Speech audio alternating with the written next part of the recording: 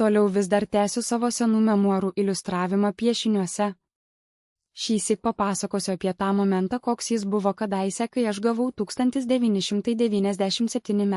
balandžio mėnesio žurnalo Genys numerį. O tas pastarasis pavasario vidurio mėnuo man tuo pačiu dar buvo ir jubiliejinis. Sukako tada jau lygiai 4 metai, kaip aš pradėjau imti ir skaityti tą žurnalą Genys. Tiksliai jau nebepamenu, kurią būtent dieną tas naujo balandžio Genio numerio atėjimas įvyko tada manajame gyvenime. Prieš ar po mėnesio vidurio atsimenu tik ramų, jaukų ir saulėtą pavasario vakarą, kuomet mano mama, eilinį kartą iš pašto dėžutės parnešusi namo spaudą, man prie stalo sėdinčiam ir darančiam namų darbus į rankas įteikė ir atėjusi tą naują Genį.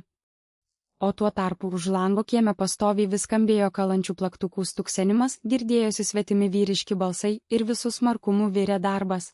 Atvykę darbininkai sodyboje statė naują, platų ir erdvų garažą traktoriams. Dar kovo gale jau buvo toje vietoje iškastos kampinės duobės dėl betoninių pamatų sumūrijimo, ant kurių vėliau buvo dedamos sijos laikančiosios medinės konstrukcijos. Atėjus balandžio viduriui, jau visas pagrindinis jų karkasas buvo suręstas, beliko tik būsimo pastato abudu skliautus lentomis iš išorinės pusės apkalti ir patį stogą su šiferio lakštais apdengti, o pačių apatinių sienų apkalimas lentomis dar tikrai palauks.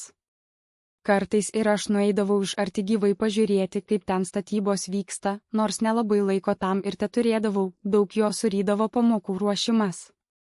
Dar kitas įdomus dalykas, būtent tą mėnesį naktimis per dangų skriejo Heilio Bopo kometa.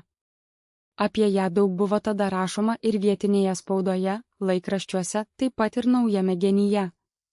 1997 m. balandis.